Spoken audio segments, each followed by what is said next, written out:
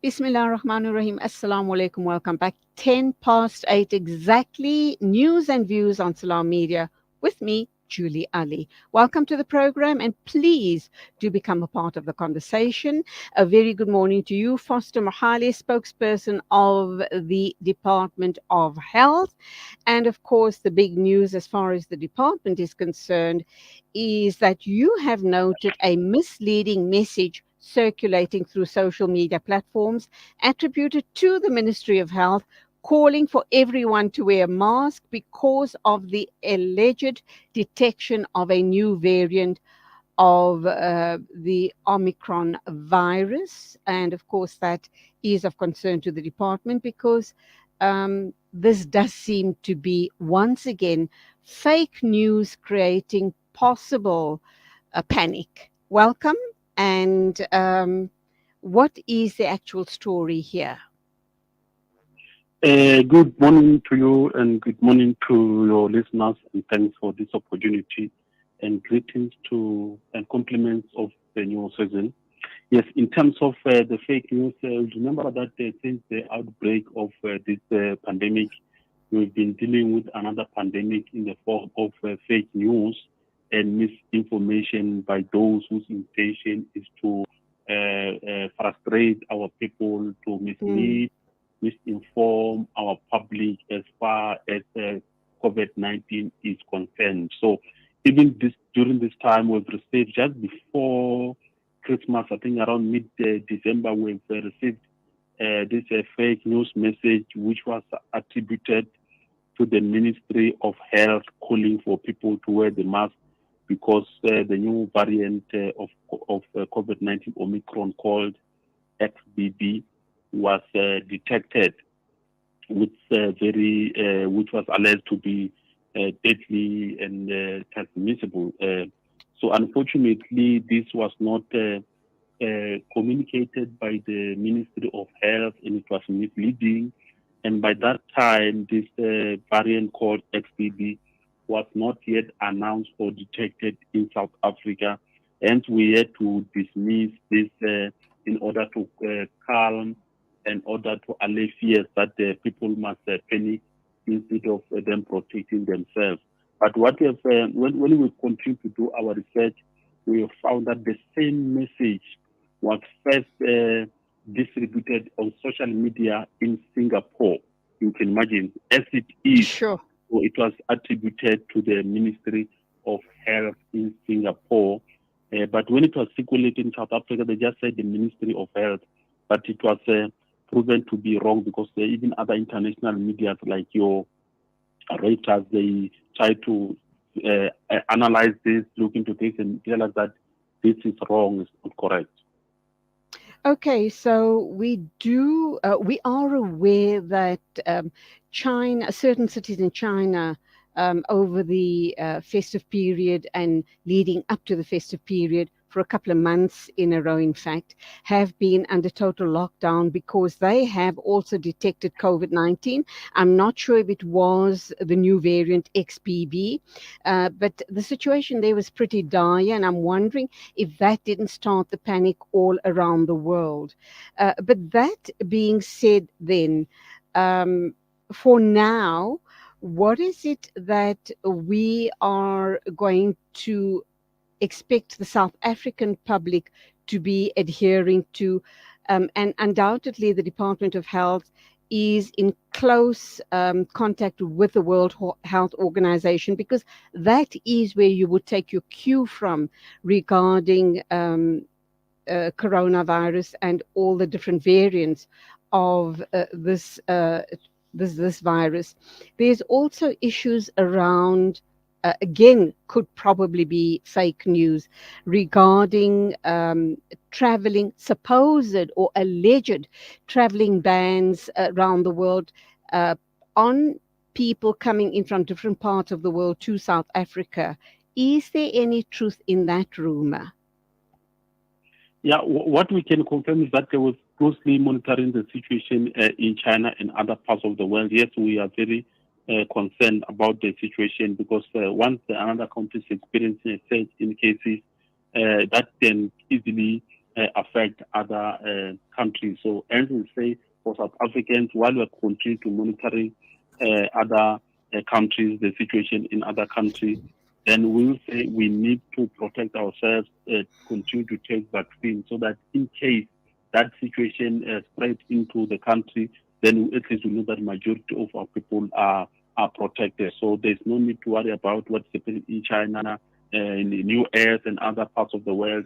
What we just need to do is to continue. In fact, that should be a red sign, so that we must prepare ourselves to protect ourselves. We must take vaccine in majority, so that if that situation happens to land in South Africa, at least we know that the majority of our people are protected. So there's no need. We say to our people, we must remain vigilant, we must remain vaccinated, we must exercise non-pharmaceutical interventions, even though it's no longer mandatory to wear a mask, but people can voluntarily wear a mask just to protect themselves at all times.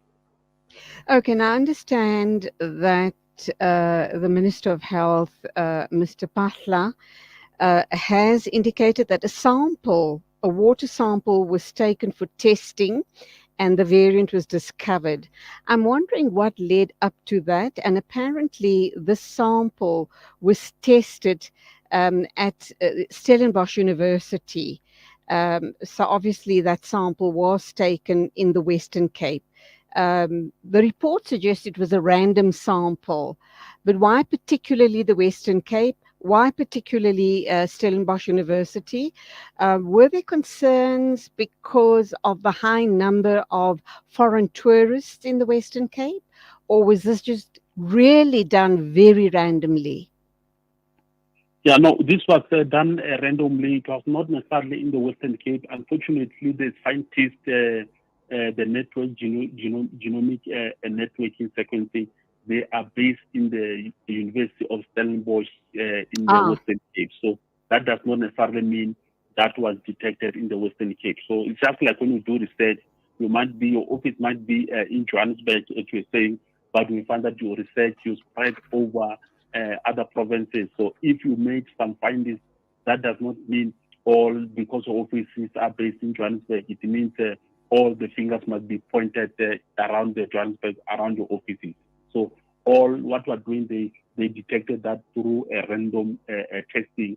So that does not attach to the province of the Western Cape or Cape Town or Stellenbosch area. So it was just a part of their exercise, the research exercise that they use from time to time to detect the spread of virus from one place to another.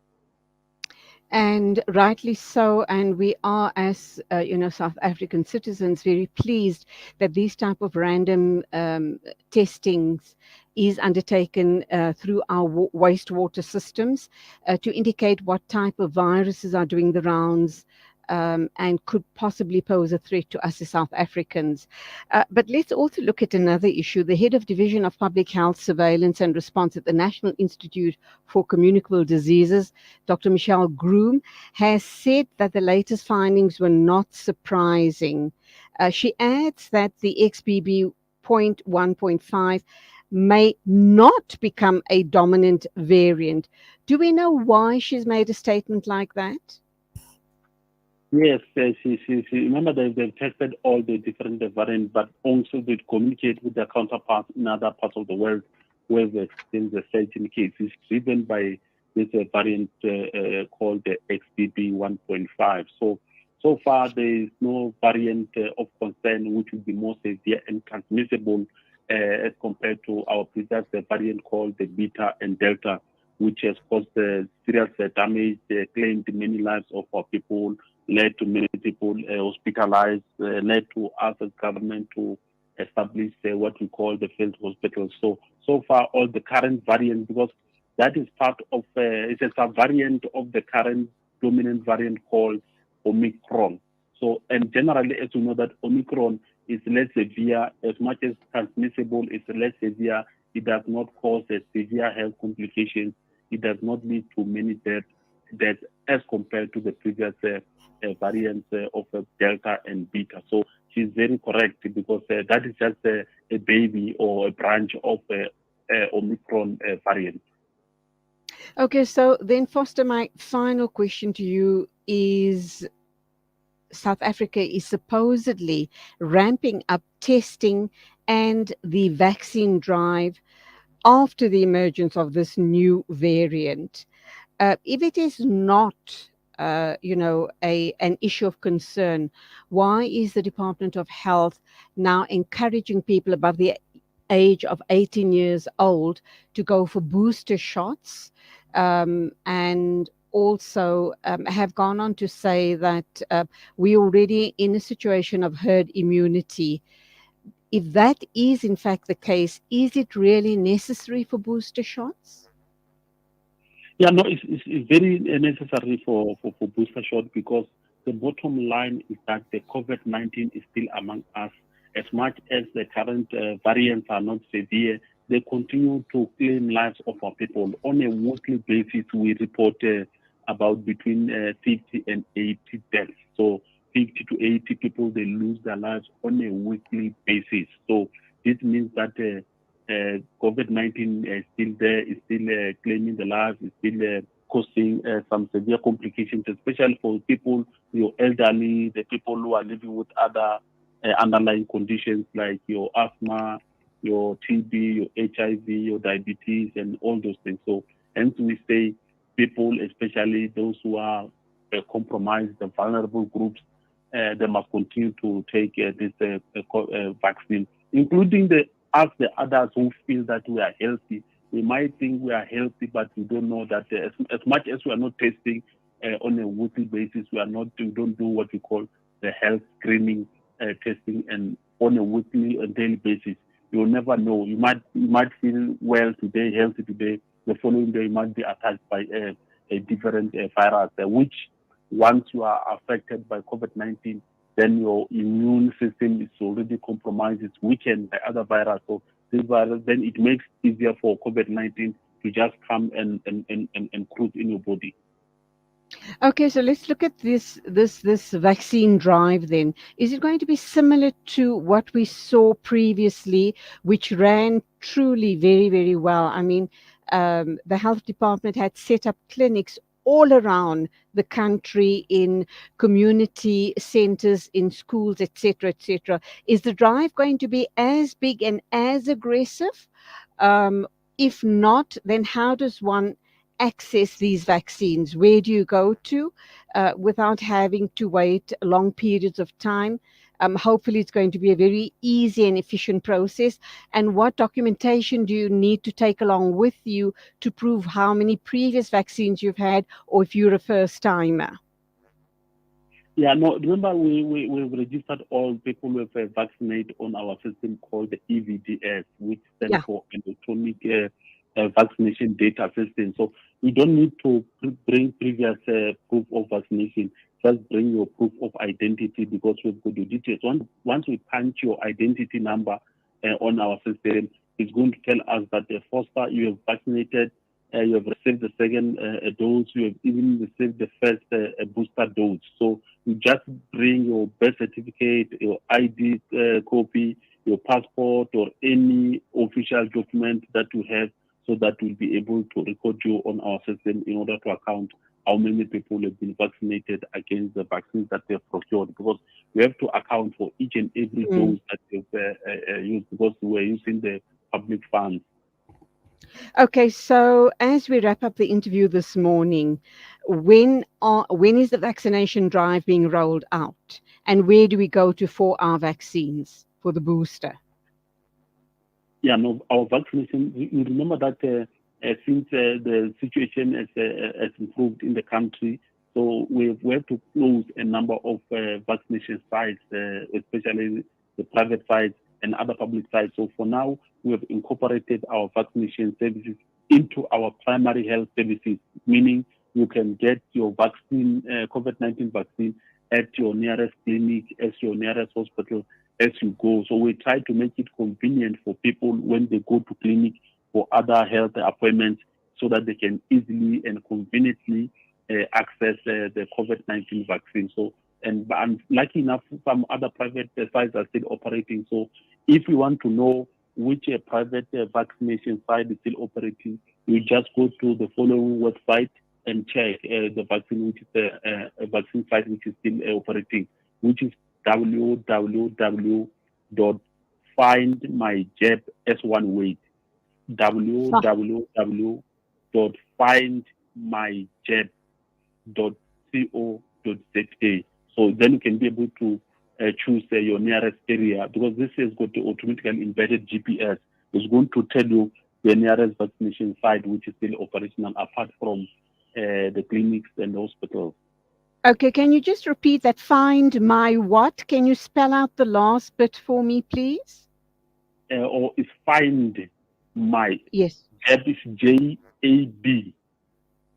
Oh, J jab, as in a yes, shot. Okay, I yes, got you. yes, yes. www.findmyjab.coza. Foster Because Mohali, thank yes, you so very much for being with us on the show this morning. You've shared very valuable information and, of course, dispelled if there is any panic or was any panic in any area of South Africa. You have dispelled those feelings by talking with us this morning on the show. Foster Mohale, spokesperson for the Department of Health, regarding the update of the COVID situation in South Africa. God bless. Go well. thanks very much and all the best.